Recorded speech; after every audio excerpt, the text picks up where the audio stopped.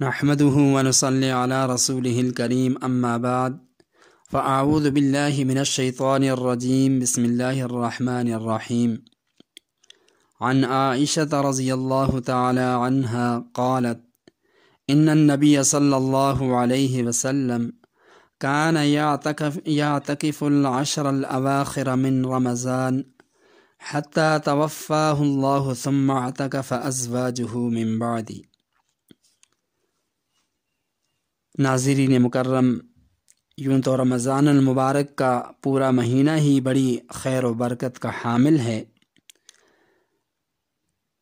بڑے انوار و برکات والا یہ مہینہ ہے، لیکن اس کے ساتھ ساتھ کچھ اعمال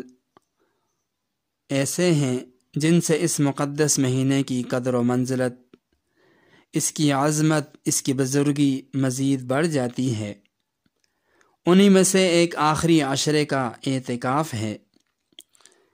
اعتکاف کی فضیلت اور اس کی اہمیت کے لیے صرف اتنی بات ہی کافی ہے کہ جناب رسول اللہ صلی اللہ علیہ وسلم نے ہمیشہ اس اعتکاف کی پابندی کی اور اسے کبھی نہیں چھوڑا۔ ام المؤمنین حضرت عائشہ رضی اللہ تعالی عنہا فرماتی ہیں کہ نبی پاک صلی اللہ علیہ وسلم رمضان المبارک کے آخری عشرے کا اعتکاف فرمایا کرتے تھے، یہاں تک کہ اللہ تعالیٰ نے آپ کو وفات دے دی، اور پھر اس کے بعد آپ صلی اللہ علیہ وسلم کے ازواج مطہرات اعتکاف کیا کرتی تھیں۔ ایک روایت میں نبی پاک صلی اللہ علیہ وسلم نے فرمایا، جو شخص اللہ تعالیٰ کی رضا خوشنودی کی خاطر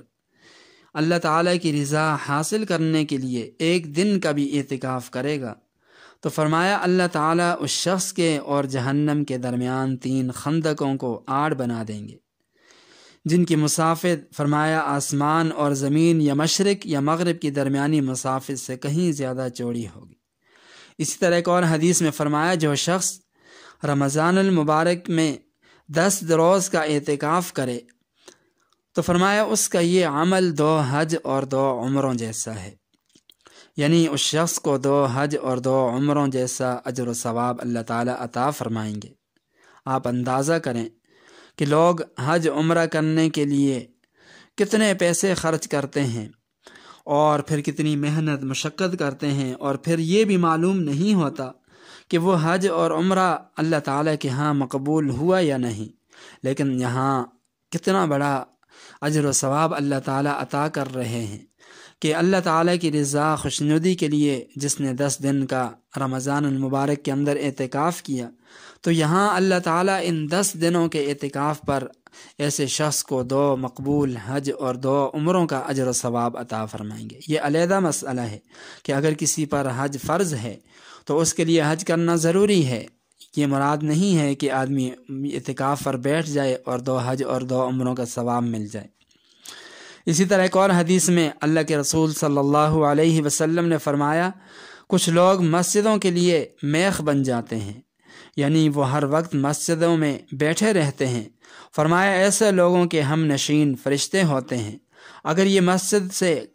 کہیں غائب ہو جائیں تو فرشتے فرمایا انہیں تلاش کرتے ہیں، اور اگر یہ بیمار ہو جائیں تو ان کی عیادت کرتے ہیں، اور اگر ان کو کوئی ضرورت پیش آئے تو فرمایا فرشتے ان کی مدد و نصرت کرتے ہیں۔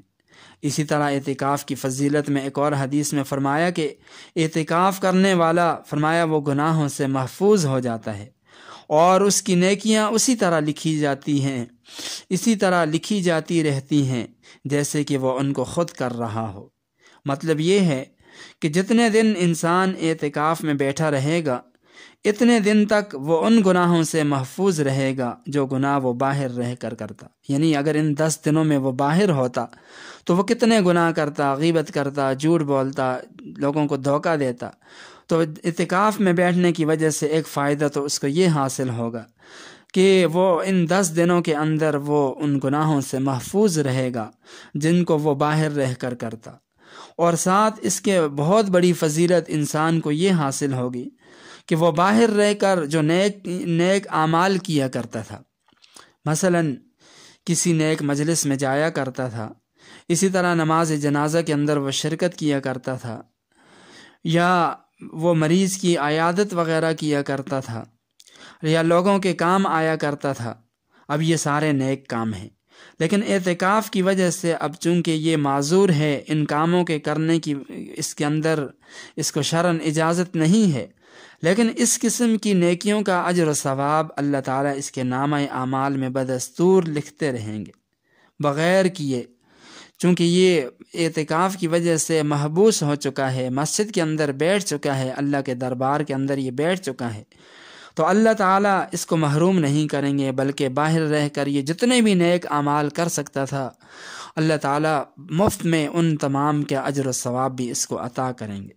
اس لیے اعتکاف کی ان فضائل اور ان برکات کے پیش نظر ہر آدمی کو یہ کوشش کرنی چاہیے کہ کم از کم جو آخری عشرہ آنے والا ہے تو اس کے آخری عشرے کا اعتکاف ضرور کرے۔ اللہ تعالی ہم سب کو عمل کرنے کی توفیق عطا فرمائے۔